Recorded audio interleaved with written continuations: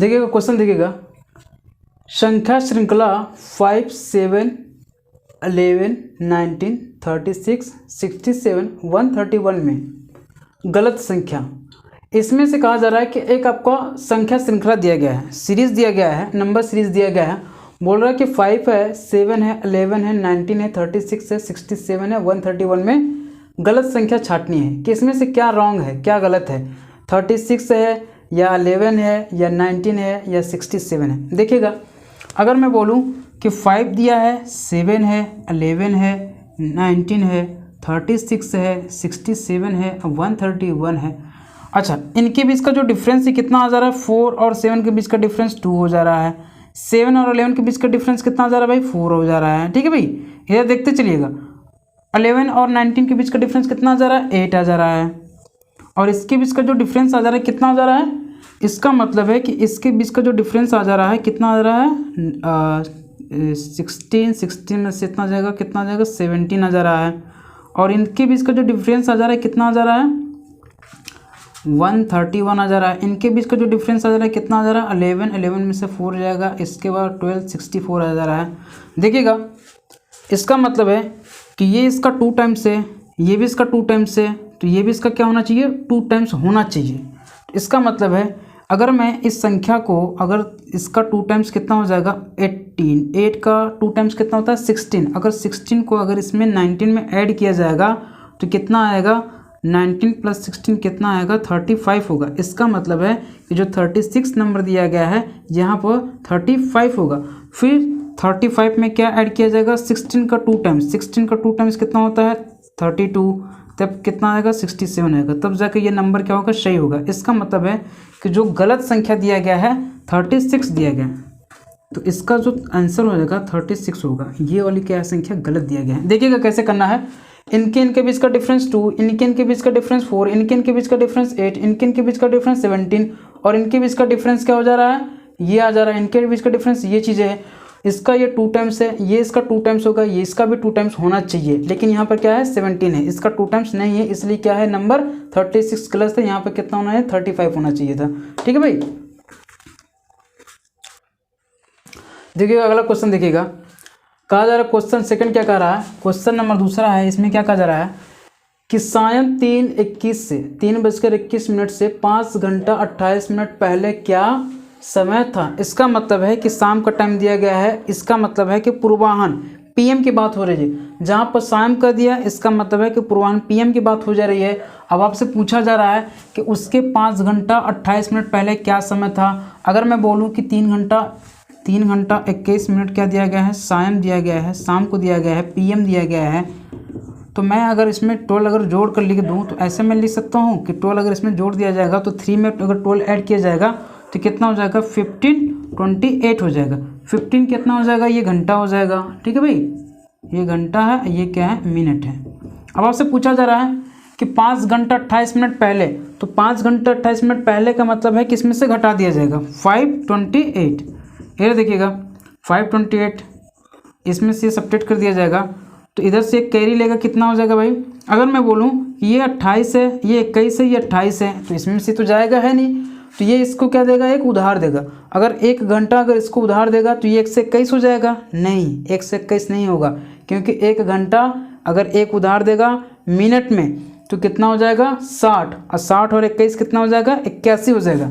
बात समझिएगा, 60 और 21 कितना हो जाएगा, 81 हो जाएगा। अब 81 में से क्या है, 28 को आपको घटाना है। ठीक है भाई, 81 - 28 कितना हो जाएगा, 53 हो जाएगा। यहाँ पे कितना आ जाएगा, 53 हो जाएगा। अब यहाँ पे कितना बचा है आपके पास, 14 में से जो 5 जाएगा कितना बचेगा, 9। 14 में से क्या है, 5 जाएगा, कितना बचेगा, 9 बचेगा। आप देखिएगा 9:53 होगा, इसका मतलब है कि 9:53 प्रातःकाल होगा, सुबह का टाइम होगा। ये क्या आ जाएगा, प्रातः। ठीक है भाई। देखिएगा ऑप्शन क्या दिया गया है, सायं यहाँ दिया है, सायं यहाँ दिया है, शाम यहाँ दिया गया है, तो ये सब ऑप्शन क्या हो जाएंगे, गलत गलत गलत। सुबह का टाइम यही है, डी वाला ऑप्शन क्या हो जाएगा आपका, सही हो जाएगा। ठीक है भाई, ये क्वेश्चन आता है और आने के चांसेस है। देखिएगा इस क्वेश्चन में कहा क्या कहा जा रहा है, 1/4 को निरूपित करने का कौन सा तरीका गलत है। इसका मतलब है कि एक बॉक्स दिया गया है कि 1/4 को रिप्रेजेंट करने का कौन सा तरीका गलत है, आपसे ये चीज़ें कहा जा रहा है। ठीक है, इसमें ऐसे बना गया है। ठीक है भाई, देखिएगा एक हमारे पास बॉक्स है जिसको क्या है 4 इक्वल पार्ट में बांटा गया है और उसके एक पार्ट को क्या किया गया है, शैडो किया गया है, छायांकित किया गया है। इसका मतलब है कि ये 3/4 का मतलब 3/4 भाग क्या है, खाली है, 1/4 भाग क्या है, शैडो है। इसका मतलब है कि ये 1/4 भाग को रिप्रेजेंट कर रहा है। ये बात समझ आ रही कि नहीं, कि जितने भाग को रिप्रेजेंट कर रही है उसको हम ऊपर लिख लेंगे। टोटल हमारे पास कितना भाग है, 4 भाग है, 4 भाग यहाँ पर लिख लिए हैं। ठीक है भाई, अगर आप मैं सी की बात करूँ, ये भी 4 इक्वल पार्ट में है, 1 2 3 4, तो जितने पार्ट को शैडो किया गया है, एक पार्ट को शैडो किया गया है और 4 पार्ट है, 4 पार्ट का मतलब क्या है, 1/4 है। ये भी बात सही है। 1 2 3 4, ये भी क्या है कि 4 पार्ट है, एक पार्ट क्या है, इसका शैडो है। जो चीज़ मतलब क्या है छायांकित किया गया है उसको ऊपर लिख लेंगे और टोटल कितना भाग है, 1 2 3 4, ये 4 हो जाएगा। लेकिन इसमें क्या है कि एक पार्ट ये होगा, दूसरा पार्ट ये होगा, तीसरा पार्ट ये होगा, चौथा पार्ट ये होगा। एक पार्ट को इसमें क्या किया गया, छायांकित किया गया है। क्या ये 1/4 पार्ट में, इसका मतलब है कि चारों इक्वल पार्ट में डिवाइड है, नहीं। इसका मतलब है कि ये वाला पार्ट हमारा क्या हो जाएगा, गलत हो जाएगा, क्योंकि चारों हमारे पास इक्वल पार्ट होने चाहिए। अगर मैं बोलूँ ये पहला पार्ट हो गया, ये दूसरा पार्ट हो गया, ये तीसरा पार्ट हो गया, ये चौथा पार्ट हो गया, तो क्या चारों इक्वल पार्ट में है, नहीं। लेकिन इन सब में क्या है, चारों इक्वल पार्ट में है, ये भी चारों इक्वल पार्ट में है, ये भी चारों इक्वल पार्ट में है। तो कहा जा रहा है कि कौन सा तरीका गलत है, तो ये वाला तरीका हमारा क्या हो जाएगा, गलत है। तो इसका मतलब है कि ऑप्शन नंबर ये हम ऐसे सही करेंगे। ठीक है भाई, बात समझ आ रही कि नहीं आ रही है, ये क्वेश्चन ईजी है कि नहीं है।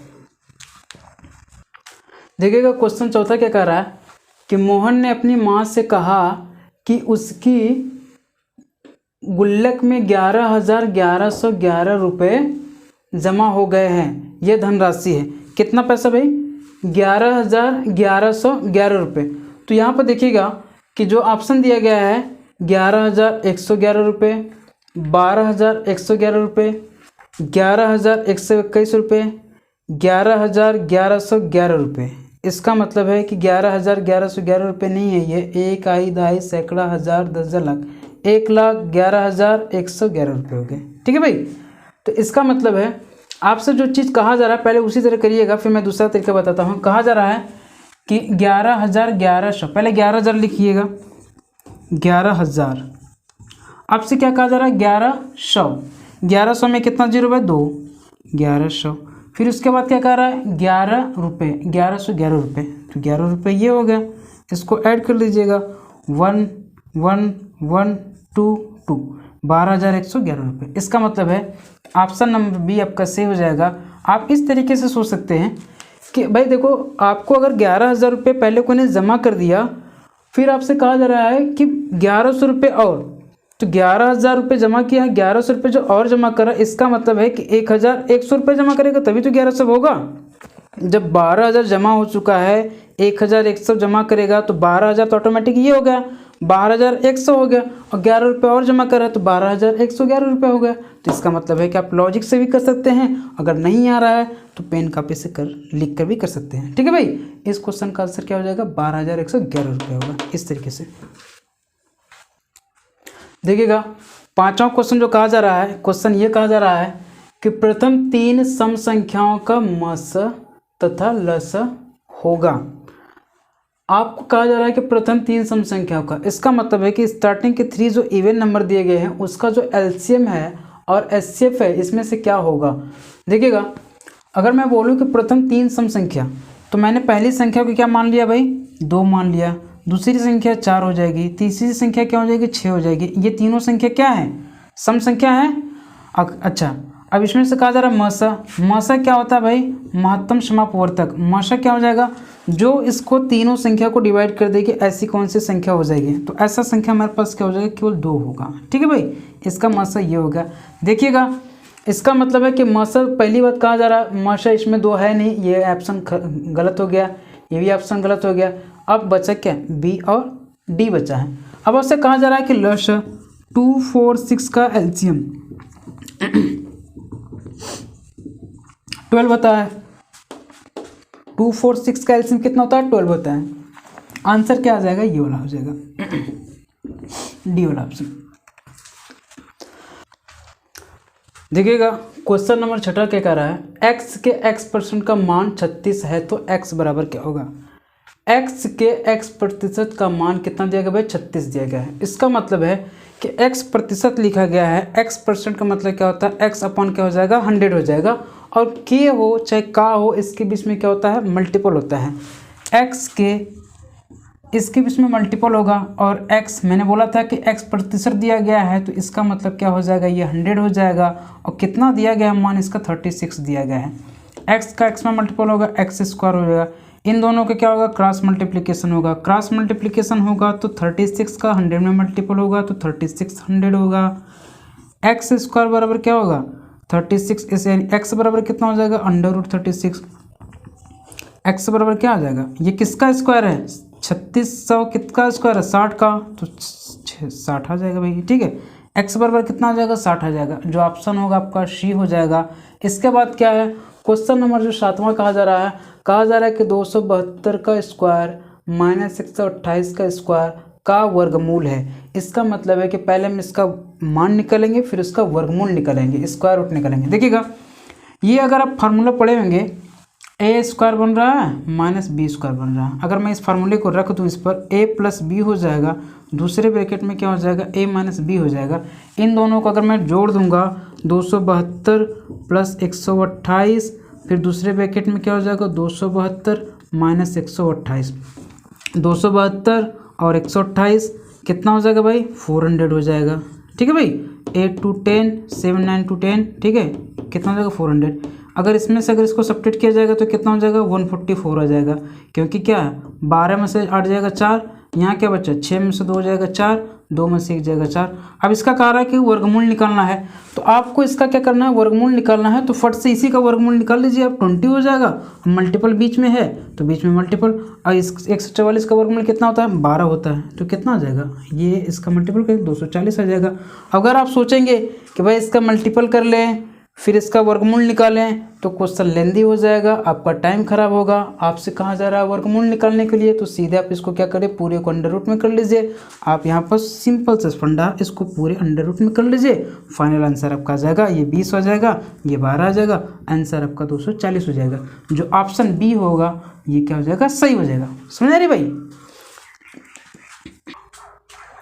देखिएगा इस क्वेश्चन में क्या कहा जा रहा है, ये क्वेश्चन कहा जा रहा है कि एक घन का आयतन 9 सेंटीमीटर लंबा और 6 सेंटीमीटर क्या है, चौड़ा है और 4 सेंटीमीटर ऊंचे घनाभ के आयतन के बराबर है। जो घन का आयतन है घनाभ के आयतन के बराबर है और घनाभ की भुजा दिया गया है, ऐसा नहीं कि ये घन की भुजा दिया गया है। उसके बाद कह रहा है कि घन की भुजा की लंबाई क्या होगी। आपसे क्या पूछा जा रहा है, घन की भुजा की लंबाई पूछा जा रहा है। तो आपको ये पता होना चाहिए कि जो घन का आयतन होता है क्या होता है, घन का आयतन ए क्यूब होता है, ठीक है भाई। घन का आयतन क्या होता है, भुजा क्यूब होता है। और आपको कहा जा रहा है घनाभ का आयतन, घनाभ का आयतन क्या होता है, घनाभ का आयतन होता है L into B into H होता है। जो तीनों क्या है आपस में बराबर है। ये इसके घन का आयतन और घनाभ का आयतन क्या आपस में बराबर है और इसकी घन का आयतन, घन की भुजा पूछा जा रहा है। तो इसका मतलब है ए क्यू बराबर क्या हो जाएगा, L। घनाभ का लंबाई कितना दिया गया है, 9 सेंटीमीटर। ब्रेथ कितना दिया गया है, 6 सेंटीमीटर। चौड़ाई कितना दिया गया है, 4 सेंटीमीटर। अब इसे देखिएगा ए क्यू बराबर कितना हो जाएगा। अगर आप सिंपल से अगर लिखना चाहेंगे तो इसका मतलब है आप ऐसे लिख सकते हैं 3 इंटू 3, 6 को क्या 3 इंटू 2 लिख सकते हैं और 2 को क्या 4 को क्या लिख सकते हैं 2 इंटू 2। जब क्यूब पूछा जा रहा है तो 3 3 का पेयर बना लीजिए। ये इसका पेयर बन गया, इसका पेयर बन गया। इसमें से एक उठा लीजिएगा 3 आ जाएगा, इसमें से उठा लीजिएगा 2 आ जाएगा। ए बराबर कितना हो जाएगा, 6 सेंटीमीटर आ जाएगा। इसका मल्टीपल कर लीजिए, 6 सेंटीमीटर आ जाएगा। सिंपल सा है। तो घन की भुजा पूछा जा रहा है तो घन की भुजा कितना हो जाएगा, 6 सेंटीमीटर हो जाएगा। समझ रहे भाई। देखिएगा दोस्तों आज हम लोग पढ़ने वाले क्या है, अंकित मान और स्थानीय मान। ऐसा क्वेश्चन आता है